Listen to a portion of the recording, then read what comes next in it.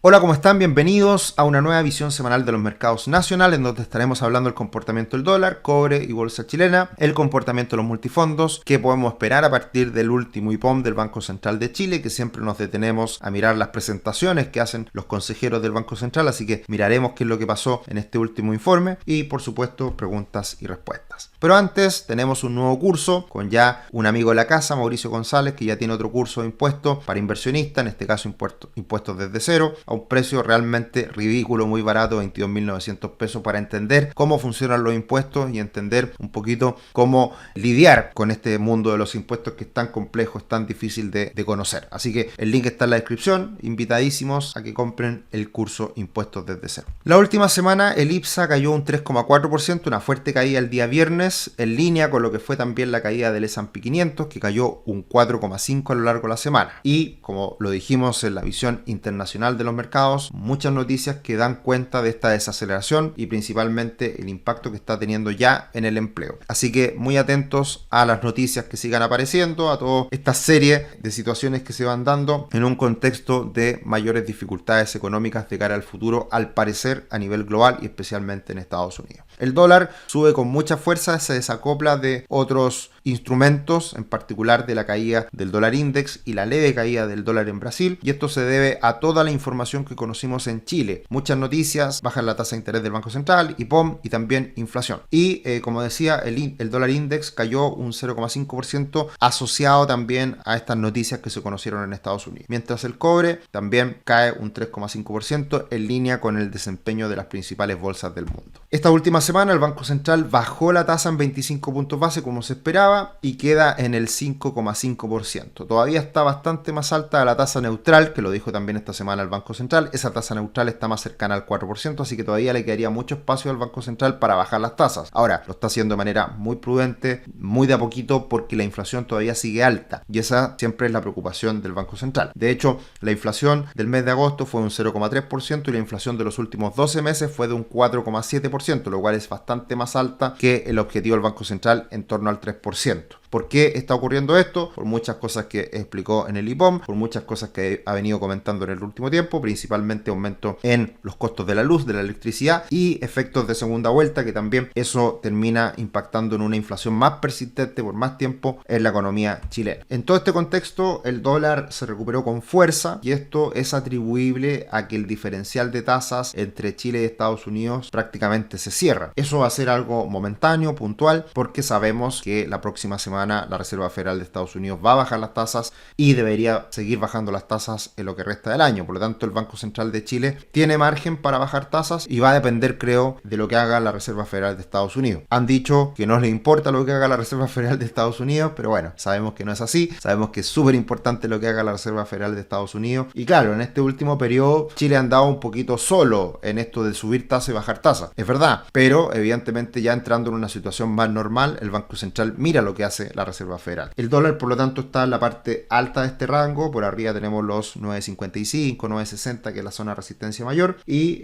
por abajo los 900, que este rango ya se empieza a establecer como el rango principal de transacciones para el dólar. El cobre se recuperó, pero vuelve a caer. Está todavía bajo una presión bastante bajista y, por lo tanto, mientras esto no cambie, el cobre bajo presión va a también seguir siendo un factor alcista para el dólar en Chile. Y estamos muy atentos a lo que haga el dólar index, que volvió a tocar los 100 puntos con 60, ese soporte muy importante que ya ha actuado en dos oportunidades en las últimas semanas. Si se llegara a romper los 100.60, viene el siguiente soporte en 99,70 y de ahí no hay más soporte, así que podría caer bastante de cara al futuro y va a depender mucho de lo que haga la Reserva Federal, con qué agresividad eventualmente baje las tasas en los próximos meses. Pero por lo pronto la tendencia sigue a la baja en el dólar index, con un soporte fuerte en los 100.60. Súmense al flash sale, estamos con descuentos del 40% en los cursos, así que aprovechen, hay cursos con más, menos descuento y esto hasta el 13 de septiembre, así que aprovechen cualquiera de estos descuentos, toda la información está en el link abajo. El IPSA cayó con bastante fuerza el día viernes y sigue en esta zona de congestión, en este triángulo que se empieza a estrechar y ha perdido impulso sin duda en las últimas semanas, así que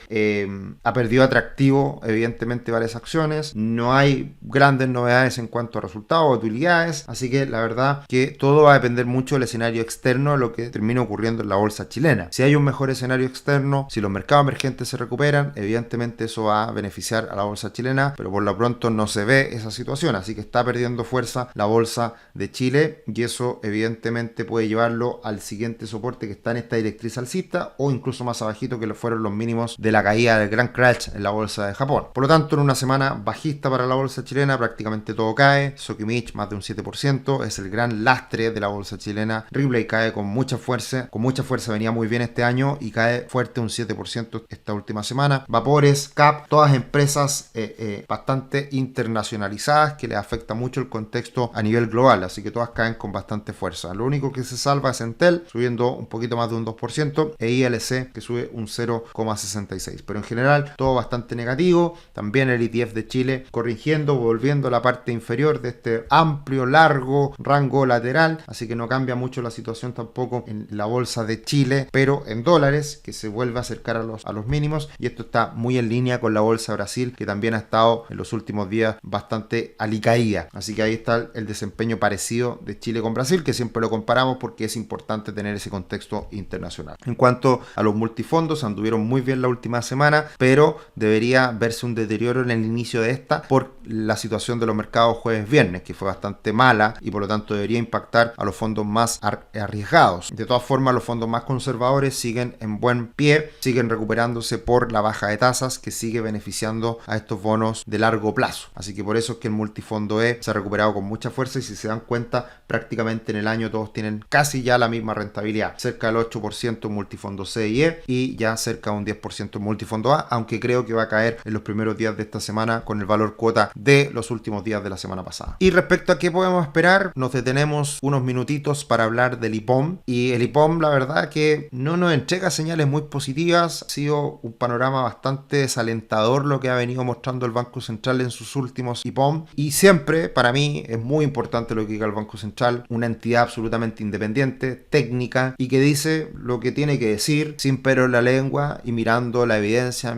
mirando los datos y nada más. Y la situación es bastante desalentadora. Evidentemente, después de la pandemia, que aumentó mucho el consumo, y ahí pueden ver esa línea rosada, en donde aumenta mucho el consumo de bienes durables, como es un refrigerador, un automóvil y muchos bienes que duran mucho tiempo, aumentó evidentemente por los retiros. Y evidentemente después de los retiros, si no había tanta más plata en la economía, que fue una plata que llegó en un momento como un one shot, solamente mucha plata en un espacio de tiempo acotado, evidentemente que después volvía un poquito a la normalidad y por lo tanto viene la caída fuerte en el consumo. Y lo mismo pasa en la inversión. Acá podemos ver también cómo se da este salto en la línea verde, que también ahí vivimos este impulso de dinero hacia las empresas por los FOGAPE, que también fueron otras ayudas importantes con tasas muy bajitas. Eso permitió que hubiera mucha inversión en las empresas, y lo que ha pasado en el último tiempo es que solamente la minería ha seguido invirtiendo, mientras que el resto de la economía prácticamente lateral, sin crecimiento en cuanto a la inversión. Así que también, por un lado, consumo alicaído, por otro lado, inversión alicaída, no se ve espacio para el crecimiento. Y por otro lado, también tenemos tasas de interés que fueron elevadas, y esas tasas de interés elevadas lo que generaron es menor demanda por créditos. Y acá podemos ver cómo los créditos comerciales, que son los de la empresa, han venido cayendo desde el 2021 a la fecha, y los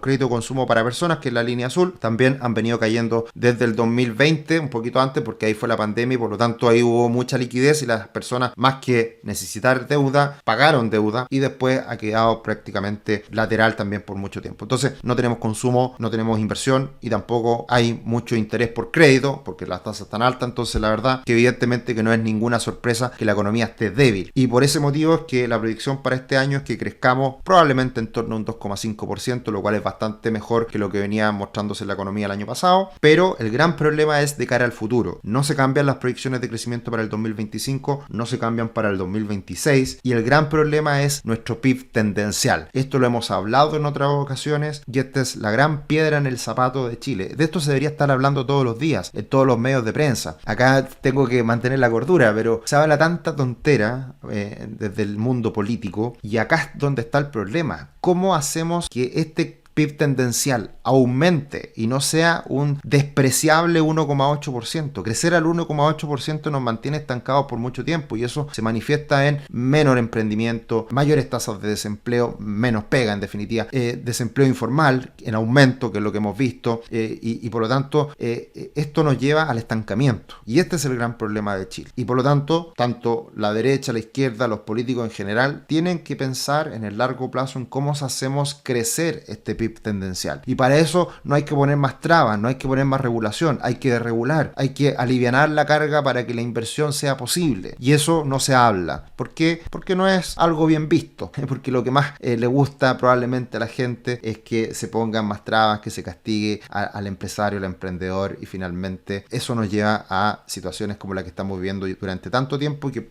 lamentablemente se va a prolongar por mucho tiempo más. Y esto no es para este año o el próximo, sino que es para la próxima década que vamos a crecer a este 1,8% si es que no hacemos nada. Así que acá está el problema, acá es donde hay que poner el acento. Y bueno, no mucho que hacer, porque la verdad es que uno no es muy esperanzador en el mundo político que se hablen de estos temas. Muchas gracias como siempre, Roberto, Jonathan, Bárbara. Hola, una consulta, ¿podría explicar cómo afecta la tasa de interés de los distintos bonos chilenos, por ejemplo, bono NUEF de 10 años, las inversiones de renta fija local? Bueno, todas las semanas tratamos de hablar un poquito de renta fija, es difícil explicarla, hablábamos en la visión internacional un poquito de esto, bajan las tasas, aumenta el valor de los bonos, y si es que bajan las tasas, a lo que mejor le pega es a los bonos de más largo plazo. Por eso es que como han estado bajando las tasas en el último tiempo, tanto en Estados Unidos en el largo plazo como en Chile en el corto plazo, esas bajas de tasas que se han estado dando en el último tiempo ha permitido que el fondo E, que invierte con bonos a mayor plazo, con una duración más larga, ese fondo E se ha visto muy beneficiado en las últimas semanas. En cambio, cuando invertimos en renta fija de muy corto plazo, de 3 meses, de un año, que son precisamente los money market, o renta fija de muy cortito plazo, no le afecta tanto, porque como están bajando las tasas, esa renta fija aumenta un poquito el valor, pero la tasa está cayendo. Por lo tanto, ahí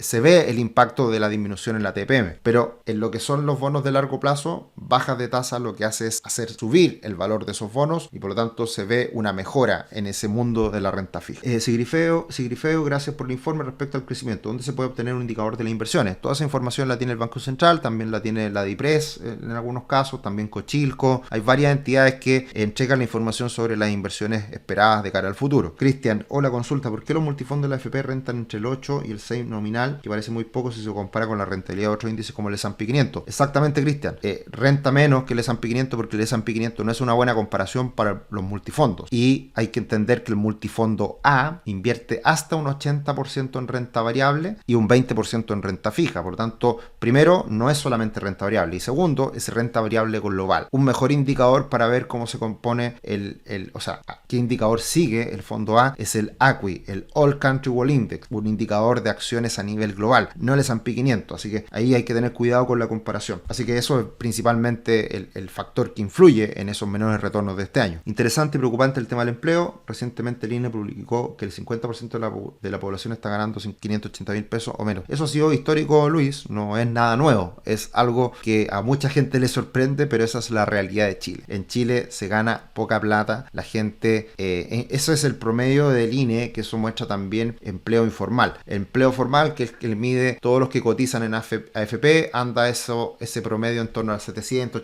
800 mil pesos, pero el general es bastante menor y eso es preocupante, pero ha sido así durante mucho tiempo. La deuda de Estados Unidos en un tiempo no dará para más, así es probable, y eso sería por esta semana. Un abrazo grande, que estén muy bien, nos encontramos en otro video. Chao, chao.